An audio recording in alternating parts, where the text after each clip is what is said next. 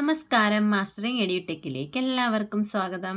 അപ്പോൾ ഇന്നത്തെ നമ്മുടെ ക്ലാസ്സിൽ നമ്മൾ ഡിസ്കസ് ചെയ്യാൻ പോകുന്നത് 2016 നടന്ന യൂണിവേഴ്സിറ്റി കമ്പ്യൂട്ടർ അസിസ്റ്റൻ്റ് എക്സാമിന് ചോദിച്ചിട്ടുള്ള കുറച്ച് കമ്പ്യൂട്ടർ ബേസ്ഡ് ആയിട്ടുള്ള ക്വസ്റ്റ്യൻസും അതിൻ്റെ ആൻസേഴ്സും അതുമായിട്ട് റിലേറ്റ് ചെയ്തിട്ടുള്ള കുറച്ച് ടോപ്പിക്കുകളാണ് പറയുന്നത്. അപ്പോൾ ഇന്നത്തെ ക്ലാസ്സിലേക്ക് പോകാം.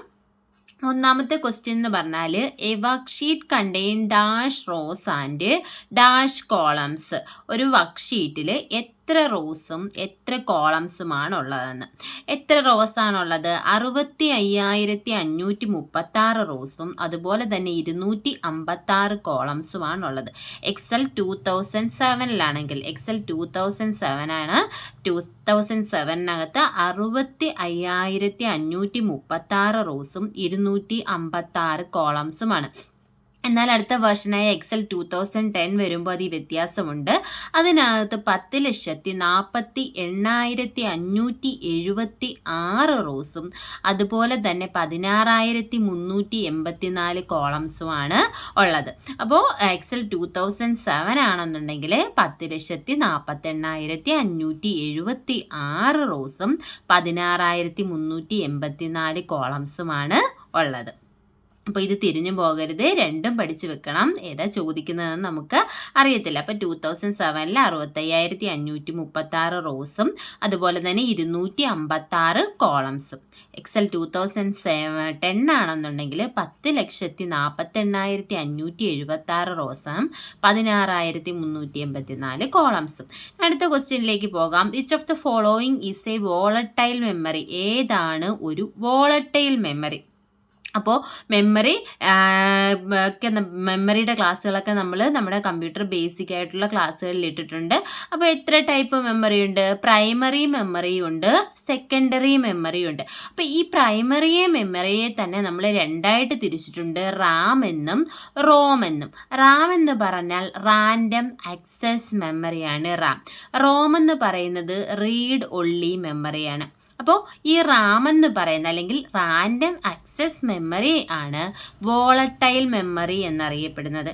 വോളട്ടൈൽ മെമ്മറി എന്ന് പറഞ്ഞാൽ താൽക്കാലികമായിട്ട് ഡേറ്റ സ്റ്റോർ ചെയ്ത് വെക്കുന്ന ഒരു മെമ്മറിയാണ് ഈ റാം എന്ന് പറയുന്ന മെമ്മറി. അപ്പോൾ നമ്മൾ വർക്ക് ചെയ്തുകൊണ്ടിരിക്കുകയാണെങ്കിൽ നമുക്ക് UPS ഒന്നുമില്ല എന്നുണ്ടെങ്കിൽ നമ്മുടെ സിസ്റ്റത്തിലുള്ള നമ്മൾ വർക്ക് ചെയ്തുകൊണ്ടിരിക്കുന്ന ആ ഡേറ്റ കറണ്ട് പോകുകയാണെന്നുണ്ടെങ്കിൽ നമുക്ക് നഷ്ടമാകും. നമ്മൾ സേവ് ചെയ്തിട്ടില്ല എന്നുണ്ടെങ്കിൽ പലർക്കും പറ്റിയിട്ടുള്ള കാര്യമായിരിക്കും. അപ്പോൾ നമ്മൾ സേവ് ചെയ്തിട്ടില്ല എന്നുണ്ടെങ്കിൽ എന്ത് ചെയ്യും? നമുക്ക് ആ ഡേറ്റ നഷ്ടമാകും. അപ്പോൾ താൽക്കാലികമായിട്ട് നമ്മൾ ചെയ്യുന്ന വർക്കിനെ സ്റ്റോർ ചെയ്യുന്ന മെമ്മറിയാണ് റാം മെമ്മറി. അപ്പോൾ ആ റാം മെമ്മറിയിലുള്ള ഡേറ്റാസ് കറണ്ട് പോകുന്ന സമയത്ത് അല്ലെങ്കിൽ പവർ ഓഫ് ആവുന്ന സമയത്ത് നമുക്ക് അതിനകത്തുള്ള ഡേറ്റാസ് നഷ്ടമാകുന്നു. അതുകൊണ്ടാണ് ഈ റാം മെമ്മറിയെ വോളട്ടൈൽ മെമ്മറി എന്ന് പറയുന്നത്. ഇനി അടുത്തത് ഏതാണ്? ROM, read only memory. അതെന്ന് പറയുന്നത് എന്താണ്? നോൺ വോളട്ടൈൽ മെമ്മറിയാണ്. റോം നോൺ വോളട്ടൈൽ മെമ്മറിയാണ്. കാരണം പവർ പോയാലും അതിനകത്തുള്ള ഡേറ്റാസ് നമുക്ക് നഷ്ടമാകില്ല. അപ്പോൾ റാം എന്ന് പറയുന്നത് വോളട്ടൈൽ മെമ്മറിയും റോം എന്ന് പറയുന്നത് നോൺ വോളട്ടൈൽ മെമ്മറിയുമാണ്. തിരിഞ്ഞു പോകരുത്. അടുത്ത ക്വസ്റ്റ്യനിലേക്ക് പോകാം. Name the section at the top of the document used to place the name, page number etcetera. അപ്പോൾ നമ്മൾ ഡോക്യുമെൻറ്റിൻ്റെ ഏറ്റവും മുകളിൽ നമ്മുടെ ഏതെങ്കിലും ഡോക്യുമെൻ്റ് ഉണ്ടെങ്കിൽ ആ ഡോക്യുമെൻറ്റിൻ്റെ നെയിം അതുപോലെ തന്നെ പേജ് നമ്പർ ഇവയൊക്കെ കൊടുക്കാൻ വേണ്ടിയിട്ട് നമ്മൾ യൂസ് ചെയ്യുന്നത് ഏത് സെക്ഷനാണ് യൂസ് ചെയ്യുന്നത്? ഏതാണ് യൂസ് ചെയ്യുന്നത്? ഹെഡർ. ഹെഡർ എന്ന് പറഞ്ഞാൽ എന്താ? ഏതെങ്കിലും ഒരു ടെക്സ്റ്റോ അല്ലെങ്കിൽ പേജ് നമ്പറോ ഒക്കെ നമ്മുടെ ഡോക്യുമെൻറ്റിൻ്റെ മുകളിൽ എല്ലാ പേജിലും വരണമെങ്കിൽ നമ്മൾ ഏത് യൂസ് ചെയ്യും? ഹെഡർ യൂസ് ചെയ്യും. ഇനി ഫൂട്ടർ എവിടെയാണ് യൂസ് ചെയ്യുന്നത്? പേജിൻ്റെ ബോട്ടം സൈഡിൽ അല്ലെങ്കിൽ പേജിൻ്റെ ഏറ്റവും താഴെ ഏതെങ്കിലും ടെക്സ്റ്റോ പേജ് നമ്പറോ ഒക്കെ വരണം എന്നുണ്ടെങ്കിൽ നമ്മൾ ഫൂട്ടർ യൂസ് ചെയ്യും. ഇപ്പം നമ്മൾ ഏതെങ്കിലുമൊക്കെ ടെക്സ്റ്റ് എടുക്കുമ്പോൾ ആ ടെക്സ്റ്റിൻ്റെ പേര് എല്ലാ പേജിലും മുകളിലായിട്ട് നമുക്ക് കാണാം, അല്ലെങ്കിൽ പേജ് നമ്പർ എല്ലാ പേജിലും താഴെയായിട്ട് കാണാം. അപ്പോൾ ഇങ്ങനെ കൊടുക്കാൻ വേണ്ടിയിട്ടാണ് നമ്മൾ ഹെഡറും ഫൂട്ടറും യൂസ് ചെയ്യുന്നത്. അപ്പോൾ ഓർത്തിരിക്കുക, ഹെഡർ എന്ന് പറയുന്നത് ടോപ്പ് ഓഫ് എവരി പേജും ഫൂട്ടർ എന്ന് പറയുന്നത് ബോട്ടം ഓഫ് എവരി പേജും ആണ്. അടുത്ത ക്വസ്റ്റ്യൻ ആണ്, who is the founder of Facebook? മിക്കവാറും എല്ലാവർക്കും അറിയാവുന്നതാണ്. ആരാണ് ഫേസ്ബുക്കിൻ്റെ സ്ഥാപകൻ? മാർക്ക് സക്കർബർഗ് ആണ് ഫേസ്ബുക്കിൻ്റെ സ്ഥാപകൻ. ഇനി അടുത്ത question, which short cut key is used to insert a new slide? Power point. Slide എവിടെയാണ് നമ്മൾ യൂസ് ചെയ്യുന്നത്? പവർ പോയിന്റിൽ. അപ്പോൾ പവർ പോയിന്റിൽ ഒരു പുതിയ സ്ലൈഡ് ഇൻസേർട്ട് ചെയ്യാൻ വേണ്ടി നമ്മൾ യൂസ് ചെയ്യുന്ന ഷോർട്ട് കട്ട് കീ ഏതാണ്? Ctrl+M ആണ് യൂസ് ചെയ്യുന്നത്. Ctrl+M പ്രസ് ചെയ്താൽ നമുക്ക് ഒരു ന്യൂ സ്ലൈഡിനെ ഇൻസേർട്ട് ചെയ്യാൻ പറ്റും.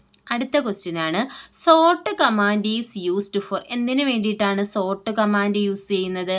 Arranging data. സോർട്ട് എന്ന് പറഞ്ഞത് തന്നെ നമുക്കറിയാം എന്താണ്? അറേഞ്ച് ചെയ്യുക. ഇപ്പം നമുക്കൊരു 10 പേരുടെ പേര് എഴുതിയിട്ടുണ്ട്, അത് ആൽഫബറ്റിക് ഓർഡറിൽ അറേഞ്ച് ചെയ്യണം. നമ്മൾ എന്ത് ചെയ്യും? സോർട്ട് ചെയ്യും. സോർട്ട് കൊടുത്തു കഴിഞ്ഞാൽ നമുക്ക് അറേഞ്ച് ചെയ്യാൻ പറ്റും. അതുപോലെ തന്നെ നമ്പേഴ്സ് അസെൻഡിങ് ആൻഡ് ഡിസെൻഡിങ് ഓർഡറിൽ നമുക്ക് അറേഞ്ച് ചെയ്യാം. അപ്പോൾ ഇതുപോലെ അറേഞ്ച് ചെയ്യാൻ വേണ്ടിയിട്ടാണ് ഏത് കമാൻഡ് യൂസ് ചെയ്യുന്നത്? സോർട്ട് എന്ന് പറയുന്ന കമാൻഡ് യൂസ് ചെയ്യുന്നത്. അടുത്ത question, dash is the process of combining main document with the data source? Main ഡോക്യുമെൻറ്റിനെയും ഡേറ്റാ സോഴ്സിനെയും തമ്മിൽ കമ്പൈൻ ചെയ്യുന്ന പ്രോസസ്സിനെ പറയുന്ന പേരെന്താണ്?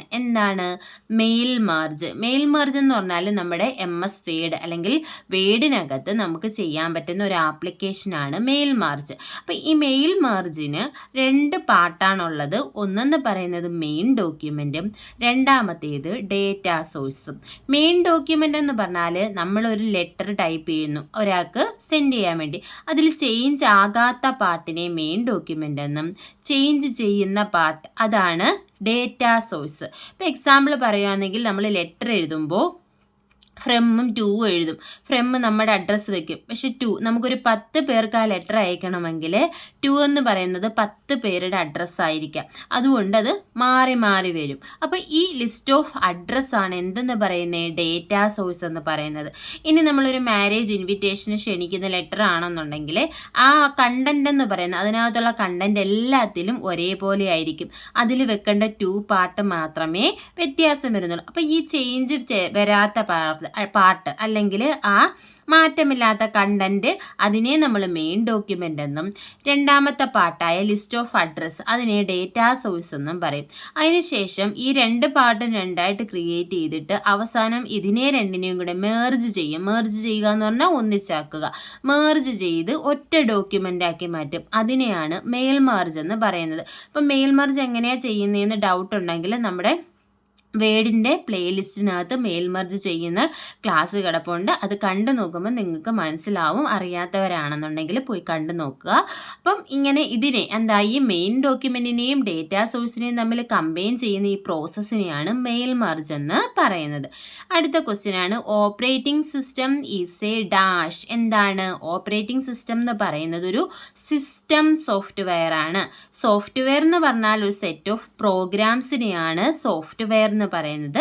അപ്പോൾ ഈ സോഫ്റ്റ്വെയർ തന്നെ 2 ടൈപ്പ് ഉണ്ട്. സിസ്റ്റം സോഫ്റ്റ്വെയറും ഉണ്ട്, ആപ്ലിക്കേഷൻ സോഫ്റ്റ്വെയറും ഉണ്ട്. അപ്പോൾ സിസ്റ്റം സോഫ്റ്റ്വെയർ നമ്മുടെ സിസ്റ്റത്തിൽ തന്നെയുള്ള ഓപ്പറേറ്റിംഗ് സിസ്റ്റം ഒക്കെയാണ് സിസ്റ്റം സോഫ്റ്റ്വെയർ എന്ന് പറയുന്നത്. ആപ്ലിക്കേഷൻ സോഫ്റ്റ്വെയർ എന്ന് പറഞ്ഞാൽ നമ്മുടെ സ്പെസിഫിക് ആപ്ലിക്കേഷൻ അല്ലെങ്കിൽ നമുക്ക് എന്തെങ്കിലും ചെയ്യാൻ വേണ്ടിയിട്ട് നമ്മൾ ചെയ്യുന്ന സോഫ്റ്റ്വെയർ അല്ലെങ്കിൽ നമ്മൾ യൂസ് ചെയ്യുന്ന സോഫ്റ്റ്വെയർസിനെയാണ് ആപ്ലിക്കേഷൻ സോഫ്റ്റ്വെയർ എന്ന് പറയുന്നത്. അപ്പോൾ ആപ്ലിക്കേഷൻ സോഫ്റ്റ്വെയറിന് എക്സാമ്പിളാണ് നമ്മുടെ MS വേഡ്. നമ്മൾ ഡോക്യുമെൻ്റ് തയ്യാറാക്കാൻ വേണ്ടി യൂസ് ചെയ്യുന്നു. MS പവർ പോയിന്റ് എന്തിനു വേണ്ടിയിട്ടാണ്? പ്രസൻറ്റേഷൻ ക്രിയേറ്റ് ചെയ്യാൻ വേണ്ടി യൂസ് ചെയ്യുന്നു. ഫോട്ടോഷോപ്പ് നമ്മൾ ഫോട്ടോസൊക്കെ എഡിറ്റ് ചെയ്യാൻ യൂസ് ചെയ്യുന്നു. ഇതെല്ലാം ആപ്ലിക്കേഷൻ സോഫ്റ്റ്വെയർ ആണ്. നമ്മുടെ ഓരോ ആവശ്യങ്ങൾക്ക് അല്ലെങ്കിൽ നീഡ്സിന് വേണ്ടിയിട്ട് നമ്മൾ യൂസ് ചെയ്യുന്ന സോഫ്റ്റ്വെയറുകളാണ് ആപ്ലിക്കേഷൻ സോഫ്റ്റ്വെയർ. ഓപ്പറേറ്റിംഗ് സിസ്റ്റം എന്ന് പറഞ്ഞാൽ സിസ്റ്റം സോഫ്റ്റ്വെയർ ആണ്. അടുത്ത ക്വസ്റ്റ്യനിലേക്ക് പോകാം. Which of the following is not a web browser? ഒരു വെബ് ബ്രൗസർ അല്ലാത്തത് ഏതാണ്? ഇതിൽ ഓപ്ഷൻ കൊടുത്തിട്ടുണ്ട്. Internet explorer, Safari, MS office, Mozilla Firefox. MS office അല്ല. MS ഓഫീസിൽ വരുന്നതെല്ലാം എന്താ ആപ്ലിക്കേഷൻ സോഫ്റ്റ്വെയറുകളാണ് നമ്മുടെ MS ഓഫീസ് പാക്കേജിൽ വരുന്നത്. അപ്പോൾ വെബ് ബ്രൗസർ അല്ലാത്തത് ഏതാണ്? MS ഓഫീസാണ്. ഇൻ്റർനെറ്റ് എക്സ്പ്ലോറർ നിങ്ങളെല്ലാവരും കേട്ടിട്ടുണ്ട്. എക്സ്പ്ലോറർ എന്താണ്? ഒരു വെബ് ബ്രൗസറാണ്. സഫാരി ഒരു വെബ് ബ്രൗസറാണ്. മോസില്ല ഫയർഫോക്സ് ഒരു വെബ് ബ്രൗസറാണ്. നമുക്കിപ്പോൾ വെബ് പേജസോ വെബ്സൈറ്റോ ഒക്കെ നമുക്ക് ആക്സസ് ചെയ്യണമെങ്കിൽ നമ്മൾ ഇതുപോലെയുള്ള വെബ് ബ്രൗസറുകൾ യൂസ് ചെയ്യും. അപ്പോൾ ഈ വെബ് ബ്രൗസർ എന്ന് പറയുന്നത് ഒരു തരത്തിലുള്ള ഒരു ആപ്ലിക്കേഷൻ സോഫ്റ്റ്വെയർ ആണ്. പക്ഷേ ഇൻ്റർനെറ്റ് ആക്സസ് ചെയ്യാൻ വേണ്ടി നമ്മൾ യൂസ് ചെയ്യുന്ന ഒരു ആപ്ലിക്കേഷനാണ് ഏത്? Web browser. അപ്പോൾ വെബ് ബ്രൗസർ അല്ലാത്തത് ഏതാണ്? MS ഓഫീസാണ് വെബ് ബ്രൗസർ അല്ലാത്തത്. ഇനി അടുത്ത question, in MS power point the page setup button can be found in the dash. MS power പോയിന്റിൽ പേജ് സെറ്റപ്പ് ബട്ടൺ എവിടെയാണ് കാണപ്പെടുന്നത്? ഏത് ടാബിലാണ്? ഡിസൈൻ ടാബിനകത്താണ് പേജ് സെറ്റപ്പ് ബട്ടൺ കാണപ്പെടുന്നത്. അപ്പോൾ ഓരോ ടാബും നമ്മൾ ടാബിൽ എന്തൊക്കെ ഉണ്ടെന്നെല്ലാം നമ്മൾ പഠിച്ചിരിക്കണം. ഞാനൊന്ന് കാണിച്ചു തരാം. പവർ പോയിന്റ്, ഇതാണ് പവർ പോയിന്റിൻ്റെ വിൻഡോ. അപ്പോൾ നിങ്ങൾക്ക് കാണാം, ഇതാണ് എന്ത്? Design tab. അപ്പോൾ ഈ ഡിസൈൻ ടാബിനകത്താണ് ഏത് വരുന്നത്? പേജ് സെറ്റപ്പ് വരുന്നത്. അപ്പോൾ നമ്മൾ ഓരോ ഹോം ടാബ് ഇൻസർട്ടൊക്കെ എടുക്കുമ്പോൾ ഓരോ ടൂൾസാണ് ഈ ടൂൾ ബാറിൽ വരുന്നത്. അപ്പോൾ ഡിസൈൻ ടാബിലാണ് ഏത് വന്നിരിക്കുന്നത്? പേജ് സെറ്റപ്പ് വന്നിരിക്കുന്നത്. അപ്പോൾ ഓരോ ടാബിലും എന്തൊക്കെ ഉണ്ടെന്നെല്ലാം പഠിച്ചിരിക്കണം. അതൊക്കെ എക്സാമിന് ചോദിക്കാറുണ്ട്.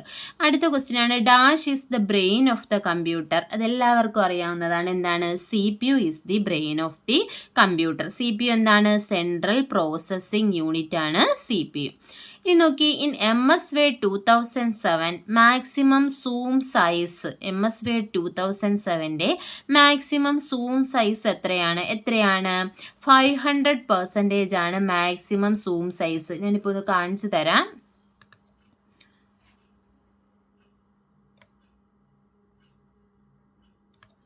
നമ്മുടെ ഈ പേജിനകത്ത് ഇവിടെ നോക്കിയേ, ഇവിടെ നിങ്ങൾക്ക് കാണാൻ പറ്റും. ഇവിടെയാണ് സൂം. ഇപ്പോൾ എത്രയാണ്? 116% ആണ് ഇവിടെ സൂം സൈസ് കിടക്കുന്നത്. അപ്പം നമുക്കിത് മാക്സിമം എത്ര വരെ കൊണ്ടുപോകാമെന്ന് ചോദിച്ചാൽ ഇവിടെ കണ്ടോ, 500% വരെ നമുക്ക് എന്ത് ചെയ്യാം?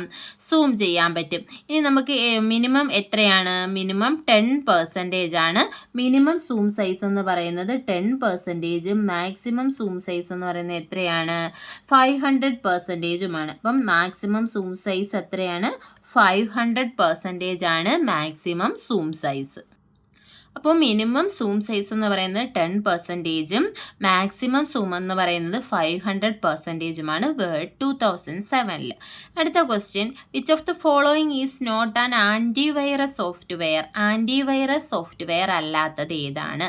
Java, Kaspersky, McAfee, Norton. ഇതിലേതാണ്?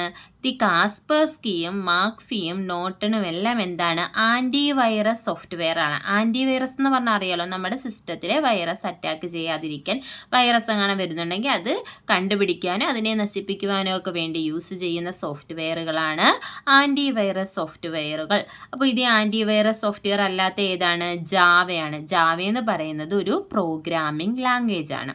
അപ്പോൾ ഇന്നത്തെ ക്ലാസ് എല്ലാവർക്കും മനസ്സിലായി കാണുമെന്ന് വിശ്വസിക്കുന്നു.